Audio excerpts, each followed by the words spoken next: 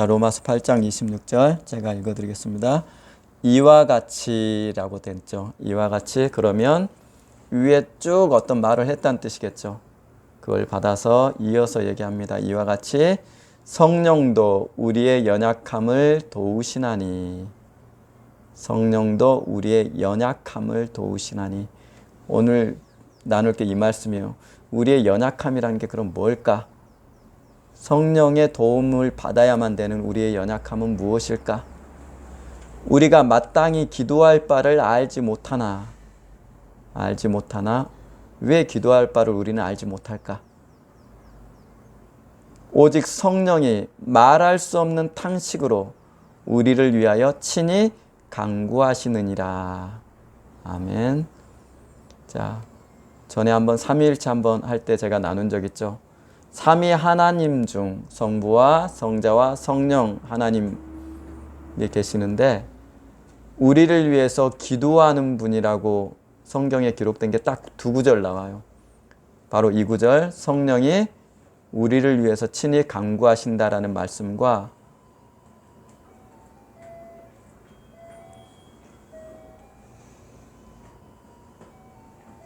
자, 말씀과 34절 보세요. 하반절에 보면 이는 그리스도 예수시니 그는 하나님의 우편에 계신 자요 우리를 위하여 간구하시는 자니라 라고 되어 있죠.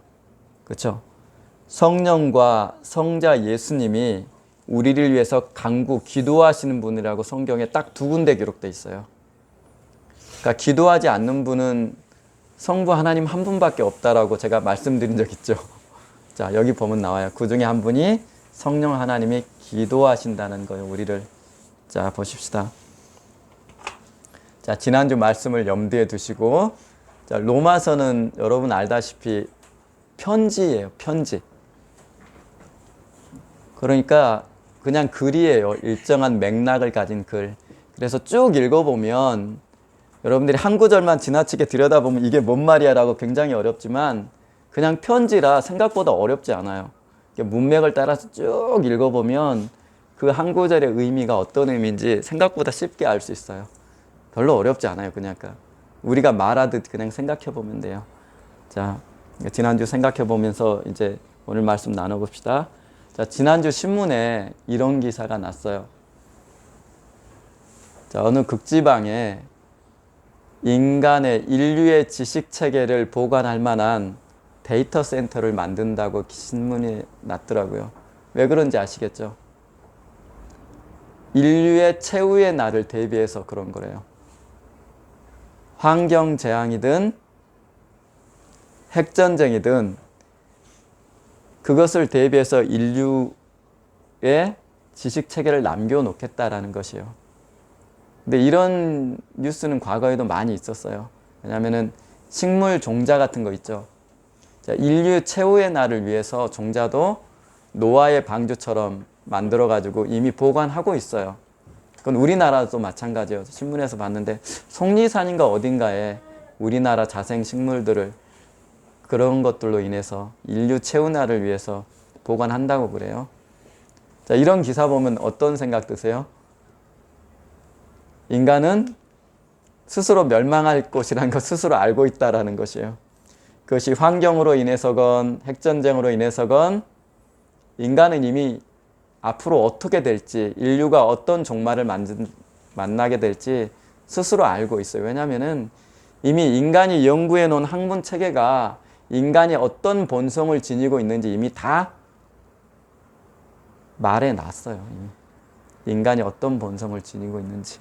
자, 이제 지난주 기억해 봅시다. 한 아이가 태어납니다. 자, 얘가 아이예요.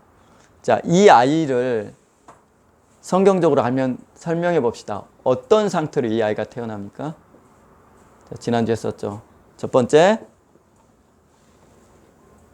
죄가 왕노릇, 죄가 통치하는 세상 가운데 태어난다. 그렇죠? 그러니까 이 아이는 죄가 왕이니까 죄의 노예로 태어나요. 이게 성경이 말하는 인간이에요. 두 번째, 뭘 가지고 태어나요?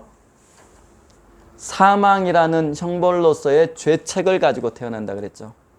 그러니까 인간은 태어나서부터 멸망이 예정된 존재로 태어나요. 마치 컨베이어 벨트 위에 딱 올려져 있는 거예요. 지옥을 향하는 컨베이어 벨트에. 자, 이게 두 번째예요. 그 다음 세 번째 뭐예요? 오늘 나눌 것. 세 번째 뭘 가지고 태어나요? 요게 이 아이의 마음이에요. 뭘 가지고 태어나요? 마음의 부패함. 예레미야서 17장에 나오죠. 세상에서 가장 더러운 것이 사람의 마음이다. 요 세 개를 가지고 태어나요, 인간은. 기억나시죠? 이게 인간의 태어나자마자 갖고 태어나는 것이에요. 이걸 여러분 쉽게 확인할 수 있어요. 사실은 인간의 얼마나 이 마음이 부패한지. 제가 다윗이 밥 먹일 때 자주 쓰는 방법이 있어요. 얘가 밥을 안 먹어요. 그럼 어떻게 해요? 자, 먹기 싫대요. 그럼 어떻게 해요? 언니 갖다 준다? 그럼 아니야, 내 거야 하고 달라붙어요. 남 주기는 싫어요. 그렇죠? 실제로 철학에서 다루는 문제예요. 이게 단순한 것 같지만. 다윗이가 조금 크면 이제 뭐라 그러겠어요? 지 언니가 조금이라도 저한테 해코지 하면 어떻게 해요? 이제 일러요. 저한테 고자질을 시작해요. 그렇죠? 우리 어렸을 때 형제가 많으면 형제 중 한 명이 꼭 이런 사람이 있어요. 밥 차려놓으면 다 내 거. 그렇죠? 그래요. 인간은 이 상태로 태어나요. 자, 이런 인간의 상태를 그래서 로마서 1, 2장, 3장에 걸쳐서 사도가 뭐라고 표현해요? 그들의 목구멍은 열린 무덤이요. 그들의 입술은 속임을 뱉으며 그의 입에는 독이 있고 그의 발은 피를 흘리는데 빠른지라 라고 인간을 소개하죠. 이해되시죠? 왜 그런지. 인간이 이런 상태로 태어나니까 인간 안에서 나오는 것은 선이 하나도 없어요. 그래서 하나님께서 창세기 6장 5절에 이렇게 얘기하시죠. 인간의 생각은 항상 악하다. 이게 인간의 본성이에요. 성경이 말하는 인간의 실존적 처지예요. 인간의 생각은 항상 악해요. 근데 여러분이 악하다고 생각해요, 안 해요? 잘 안 하죠. 이만하면 나는 법 없이 살 사람이야. 이렇게 생각을 하죠. 한승선님 그러시죠. 근데 여러분들 자기가 악하다는 걸 인정하지 않으면 이렇게 죄만을 생산해내는 죄덩어리라는 것을 인정하지 않으면 여러분 예수 믿을 수 없어요. 왜 그래요? 예수님은 누구를 부르러 오셨기 때문에. 그렇죠. 나 죄인 맞아요 라고 고백하는 사람만 예수를 믿게 돼 있어요. 내 속에 의라는 것, 선이라는 것, 티끌만큼도 없으니 나를 의지해 살 수 있는 존재가 나는 아니에요. 그러니 나 스스로 나를 구원할 수 없으니 누가 나를 구원할 수 있어요? 예수님만 나를 구원할 수 있습니다 라고 고백하는 사람만 예수를 믿을 수 있어요. 근데 여러분이 악한 죄덩어리라고 생각 안 한다는 것이에요. 그래서 여러분 예수 믿는 사람이 아닌 것이에요. 그래서 여러분들이 예수 의지 안 하고 사는 거예요, 지금. 성경 읽지 않고 기도 안 하고 그냥 자기 의지하고 사는 것이에요. 그러니까 여러분 예수 믿는 사람 아니에요. 자, 어쨌든 성경이 말하는 인간이에요, 인간. 자, 그러면 자, 봅시다. 요게 3번이에요. 1번 뭔지 아시겠죠? 지난주 했기 때문에 두 번째 하는 거죠. 2번 뭔지 아시겠죠? 3번 부패한 마음, 이걸 가지고 태어나요. 자, 그러면 예수 믿으면 뭐가 달라져요, 여러분들? 사도 바울이 얘기한 인간의 실존적 처지예요. 예수 믿으면 뭐가 사라져요? 죄가 왕노릇하는 죄의 통치에서 누구의 통치로? 의가 왕노릇하면서 의가 하나님이 의로 세우신 예수께서 왕노릇하시는 그분의 나라로 옮겨진 것. 이것이 사라져요, 1번이. 자, 꿀로 옮겨져서. 자, 두 번째 뭐예요? 형벌로서 사망이라는 죄책이 사라지죠. 그러니까 2번도 사라져요. 자, 요 두 개는 여러분의 외부적인 것이에요. 요걸 죄사함이라고 불러요, 성경에서. 법적인 개념이라 그랬죠, 죄사함은. 요 두 개는 사라져요, 예수 믿으면. 예수가 여러분의 주인이 되시면.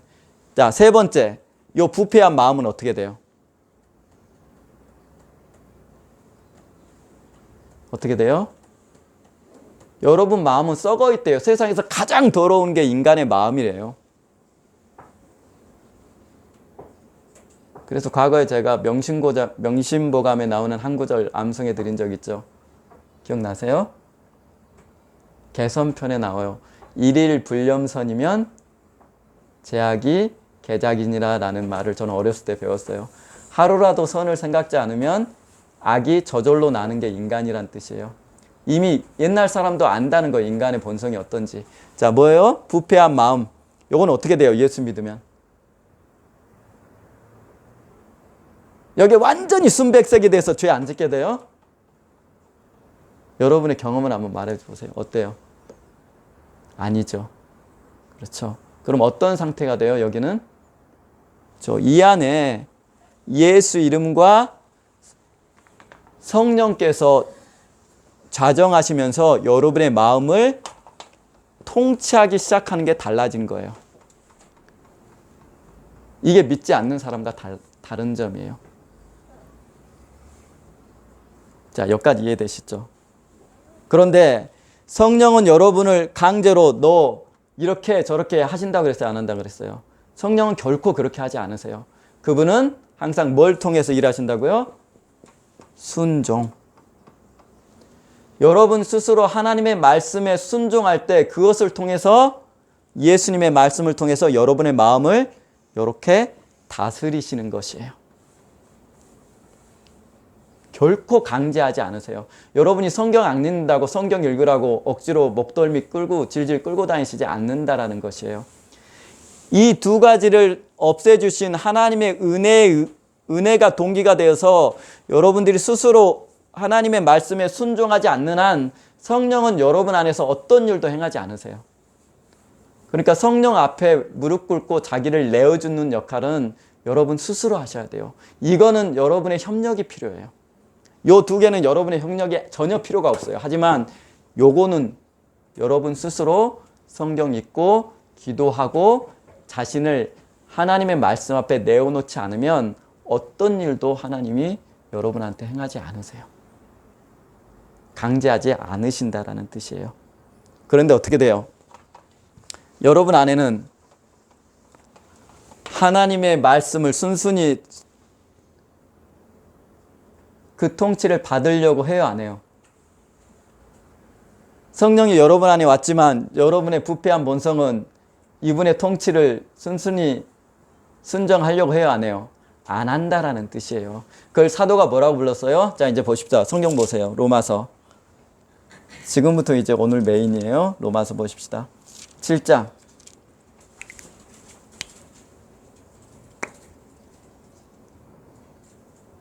자, 18절부터 읽을게요. 내 속 곧 내 육신에 선한 것이 거하지 아니하노니. 자, 육신이 무엇을 의미하는가 보세요.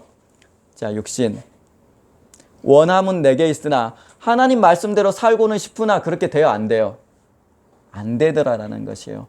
내가 원하는 바 선은 행하지 아니하고 도리어 원하지 아니하는 바 악은 행한도다. 만일 내가 원하지 아니하는 그것을 하면 이를 행하는 자는 자라고 돼 있죠. 뭐예요? 인격화 시켰어요. 무엇을? 사람처럼 인격화 시켰어요. 무엇을? 내가 아니요 내 속에 거하는 죄를 자라고 불러요. 내 속에 또 한 사람이 들어있어서 내가 선한 대로 하나님의 말씀대로 창조의 목적에 부합한 대로 살려고 하는데 내 속에 어떤 놈이 있어서 그 말씀을 끊임없이 못 살게 하더라라는 것이요. 내 속에 거하는 죄라는 놈이. 여러분이에요. 이거는 여러분. 그러니까 여러분 밖에 있는 마귀가 아니고 여러분 안에 부패한 본성 안에 이 놈이 들어있다라는 것이요. 그것을 뭐라고 불러요? 내 속에 거하는 죄란 놈. 그러면서 21절. 그러므로 내가 한 법을 깨달았노니, 왜 법이란 말을 쓰는지 제가 지난주 설명드렸죠. 곧 선을 행하기 원하는 나에게 악이 함께 있는 것이로다. 여기서 말하는 악은 뭐겠어요? 내 속에 거하는 죄란 놈이. 근데 그 놈이 23절에 내 지체 속에 있는 죄의 법으로 나를 사로잡아 오는 것을 보는도다. 내 지체 속에 있는 죄의 법. 왜 법이란 말 써요? 그것이 힘을 가지고 있기 때문이라고 지난주 설명했죠. 그래서 하나님 말씀대로 살고 싶은데 내 속에 있는 죄란 놈이 일정한 힘을 가지고 나를 질질질 끌고 가는 것이에요. 나 예배 가고 싶은데 성경 읽고 싶은데 돼요, 안 돼요? 간절함 있는데 잘 안 돼요. 나 내 남편 미워하기 싫은데 미움이 사라져요, 안 사라져요? 안 사라져요. 나 내 부모 원망하기 싫은데 그 원망이 그러면 안 된다는 건 알지만 그게 안 되더라는 얘기예요. 우리 안에서. 뭐 때문에? 내 속에 있는 죄란 놈이 힘을 갖고 있기 때문에. 그러면서 이제 줄 그어보세요. 20절 하반절에 내 속에 거하는 죄. 줄 그으셨어요? 23절 하반절 내 지체 속에 있는 죄. 자, 그런 몸을 24절 하반절에 뭘라 불러요? 자, 이 맥락을 보셔야 돼요. 하반절에 사망의 몸이라고 불러요. 하나님의 말씀대로 살고자 하는 의지는 있는데 내 속에 있는 죄란 놈이 일정한 힘을 갖고 법으로서 역사에서 나를 질질질질 끌고 다니더라. 그런 나의 몸을 뭐라 불러요? 사망의 몸이라고 불렀어요. 지금 사도가. 왜요? 내 속에 있는 죄란 놈이 힘을 가지고 나를 끌고 다니는 것을 봤다라는 것이에요. 자, 이제부터 보세요. 아까 육신이란 말을 썼죠. 이제 8장 넘어갑니다. 이 맥락을 그대로 가져가요. 자, 보세요. 3절. 율법이 육신으로 말미암아 연약하여 할 수 없는. 육신이 왜 연약해요? 줄 그어보세요. 이거 중요한 구절이에요. 왜 육신이 연약해요? 7절에 설명했죠. 7장에. 내 속에 있는 죄 때문에 할 수가 없다라는 것이에요. 자, 그러면서 이제 4절 보세요. 육신을 따르지 않고 5절 육신을 따르는 자는 6절 육신의 생각은 사망이요 7절 육신의 생각은 하나님과 원수가 되나니 8절 육신에 있는 자들은 9절 중간쯤에 육신에 있지 않고 쭉 계속 육신이란 말을 하죠. 이 육신이 뭐겠어요? 요 말이에요. 사망의 몸을 받는 말이에요. 자, 글의 맥락을 쭉 보시면 돼요. 누구나 이해할 수 있어요. 요 말을 계속 육신이란 말로 축약해서 계속 서술을 해요. 그러면서 12절 보십시다. 지난주에 했던 그러므로 형제들아 우리가 빚진 자로 돼 육신에 져서 어떤 육신? 사망의 몸. 왜 사망의 몸이에요? 내 속에 있는 죄가 힘을 가지고 나를 끌고 다니는 이 사망의 몸에 져서 그렇게 살면 안 된다는 얘기를 하죠. 육신대로 살 것이 아니니라 너희가 육신대로 살면 반드시 죽을 것이로되 영으로서 몸의 행실을 죽이면 살리니 하면서 계속 육신에 대한 얘기를 해요. 바로 이 사망의 몸.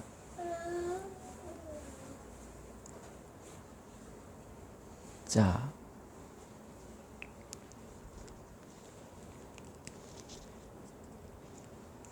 그러면서 하는 얘기가 오늘 본문까지 쭉 흘러가요. 보십시다. 26절 보십시다. 이제 오늘 본문.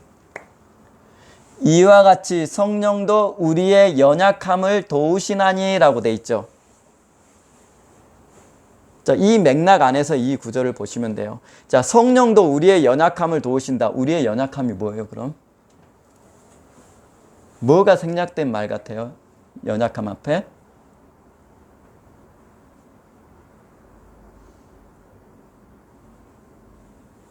자, 어려우면 그 위에 23절 하반절 보세요. 우리까지도 속으로 탄식하여 양자 될 것, 곧 우리 몸의 속량이란 말 썼죠. 또 율법에서 속량, 죄에서 속량, 우리 몸의 속량을 기다리느니라. 왜요? 우리 몸이 어떻길래? 정확히 읽으면 사망이 역사하는, 내 속에 있는 죄가 역사하는 사망의 몸에서부터의 속량, 이런 뜻이죠. 이해되시죠? 왜 이렇게 읽으면 되는지. 사도가 계속 이 사망의 몸에 대해서 얘기를 해요. 그러면 26절 성령도 우리의 연약함을 도우신다 할 때 뭐가 생략된 말 같아 보이세요? 뭐가 연약해요? 그렇죠. 육신이에요. 우리 육신의 연약함을 도우신다라는 의미예요. 그 육신은 뭐예요? 사망의 몸. 내 속에 있는 죄가 힘을 가지고 나를 죄로 질질질 끌고 다니면서 지 마음대로 했던 그 몸, 그 연약함, 이것을 사도가 연약함이라고 불렀어요. 그런데 내가 이것을 이길 수 있어요? 없어요? 없다라는 것이에요. 없기 때문에 7장의 고백을 사도가 한 거죠. 그죠? 근데 이것을 누가 이길 수 있게 해줘요? 성령이. 우리 안에 오신 성령께서 너희 안에 있는 죄 때문에, 죄의 힘 때문에 네가 선하게 살고자 해도 그렇게 살 수 없지만, 너는 늘 네 힘을 의지하면 패배하지만, 네 안에 오신 성령께서 너가 네 안에 있는, 네 속에 자리 잡은 죄의 힘을 극복하고 제어하고 관리할 수 있도록, 그 죄를 승리할 수 있도록 성령이 그 연약함을 극복할 수 있도록 해준다라는 것이에요. 그분의 도움에 의해서만. 네 속에 있는 죄는 네가 할 수 있는 게 아니고 네 안에 오신 성령께서 도우셔야만 극복된다라는 의미예요. 이 구절 이해되시죠? 그래서 보통 우리의 연약함을 보통 이렇게 해석을 해요. 고난이다라고 해석하는 분이 있어요. 왜 그러냐면 그 윗구절에 고난이란 말이 나오기 때문에 그래요. 그런데 그렇게 해석하면 문맥이 안 맞아요. 7장부터 이 얘기하려고 쭉 얘기를 해요. 지금 사도가. 그러면서 이 얘기를 한 거예요. 이와 같이. 그러니까 이제 니네 그 육신의 연약함 있지? 그것은 성령께서 도우셔야만 이길 수 있는 거야 라는 얘기를 하는 것이에요. 육신이 생략된 말이에요. 연약함은 육신의 연약함을 말하는 거예요. 바로 이 사망의 몸 상태에 있는 연약함. 그렇게 해석하는 게 옳아요. 그리고 두 번째 근거는 뭐예요? 다시 가봅시다. 로마서 8장 3절 보시면 돼요. 명확히 써져 있어요. 율법이 육신으로 말미암아 연약하여 할 수 없은 것. 써져 있죠. 뭐가 연약해요? 육신이. 육신은 왜 연약해요? 사망. 우리 안에 있는 내 속에 자리 잡은 죄가 끊임없이 하나님의 말씀대로 살려고 하는 우리 의지를 굴복시켜서 자기 지배하대로 끌고 가려고 하는 그 상태에 있는 그 육신. 그래서 우리 안에 있는 죄성에 의해서 매일 굴복되는 이것을 연약함이라고 부르는 것이에요. 자, 그래서 사도가 말하는 내 속에 있는 죄, 신학에서는 내재하는 죄라고 불러요. 어떤 신학에서는 잔존하는 죄라고 불러요. 정확히는 죄로 기울어지는 경향성이라고 불러요. 예수 믿는 사람 안에도 이것은 여전히 존재해요. 그렇죠? 이해되시겠죠, 이제? 그래서 여러분 매일매일 한국교회에 나타난 온갖 범죄 양상들이 신문에 보도되죠. 나오죠. 왜 그래요? 무엇 때문에 그런 것 같으세요? 여러분의 안에 있는 부패한 본성이, 연약함이 성령에 의해서 통치되지 않으면 바로바로 여러분 안에서 뛰쳐나오는 것이에요. 돈 좋아하는 사람이, 재물 좋아하는 사람이, 장사하는 사람들이 처음에 하나님의 통치, 은혜를 받았을 때는 자기 안에 있는 이 부패한 본성이 통치돼요. 성령에 의해서 제압을 당해요. 그래서 하나님의 말씀에 이끌려 교회 잘 다녀요. 그러다가 성경 안 읽기 시작하고 예배 안 나오기 시작하는 순간 무슨 일이 생겨요? 그렇죠.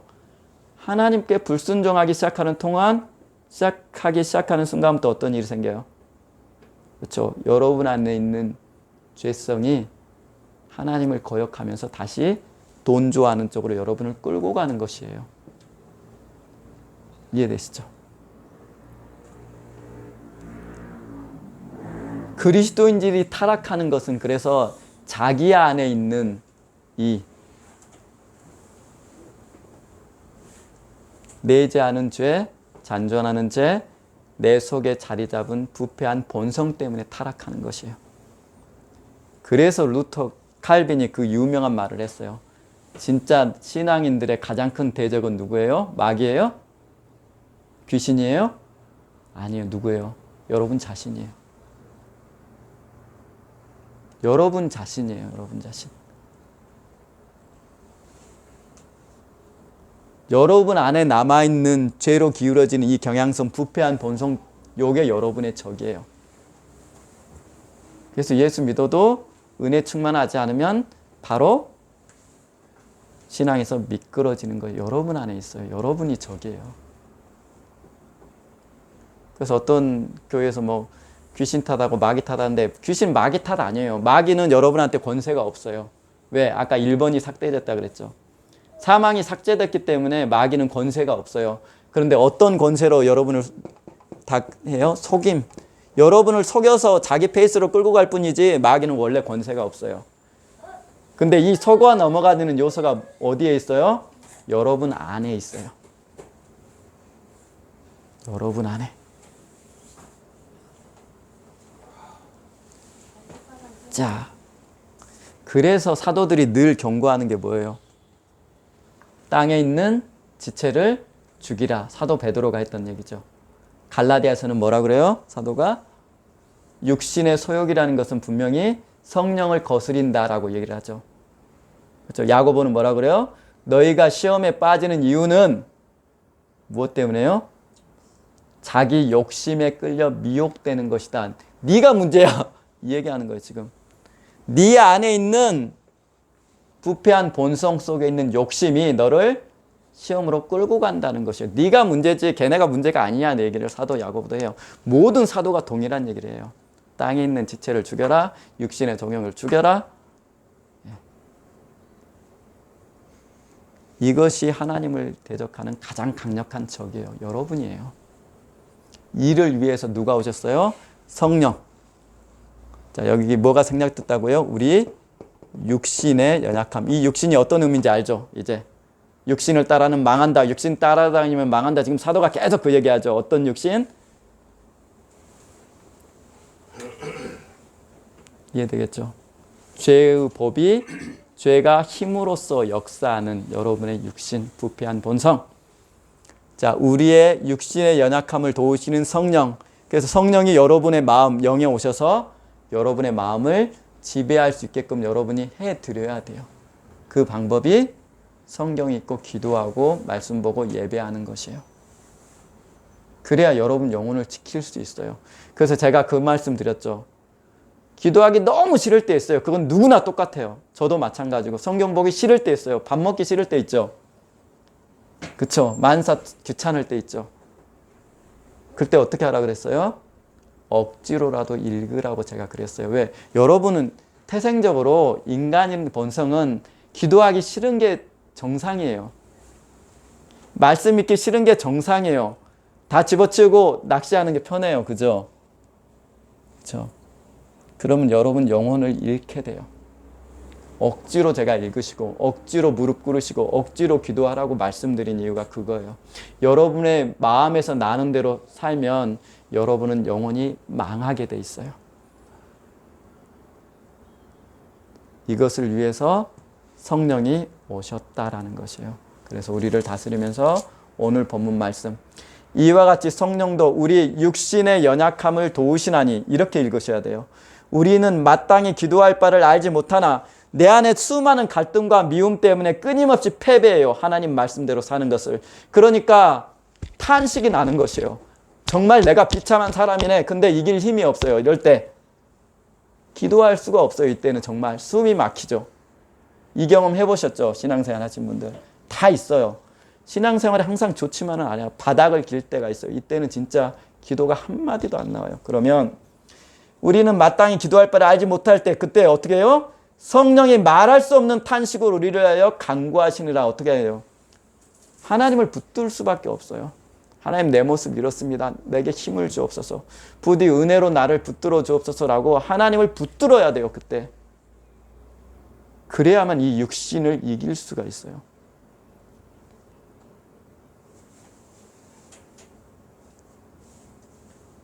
자, 27절. 마음을 살피시는 이가 성령의 생각을 아시나니 이는 성령이 하나님의 뜻대로 성도를 위하여 간구하십니다. 누구 붙들어요? 하나님. 그래서 예수 잘 믿으려면 여러분의 생각, 내가 지금까지 했던 경험, 그걸 붙들면 안 돼요. 그건 진리가 아니에요. 여러분의 느낌, 이것도 붙들면 안 돼요. 뭐만 붙들어요? 하나님의 말씀. 자기 믿지 마세요, 여러분들. 예수 믿을 때는 자기 믿으면 안 돼요. 여러분 영혼을 스스로 지킬 수 있어야 돼요. 이제 이 문장을 어떻게 읽으셔야 될지 알겠죠? 이와 같이 성령도 우리의 육신의 연약함을 도우시나니. 그래서 성령 충만함이 중요한 것이에요. 자, 오늘 여기까지 하십시다.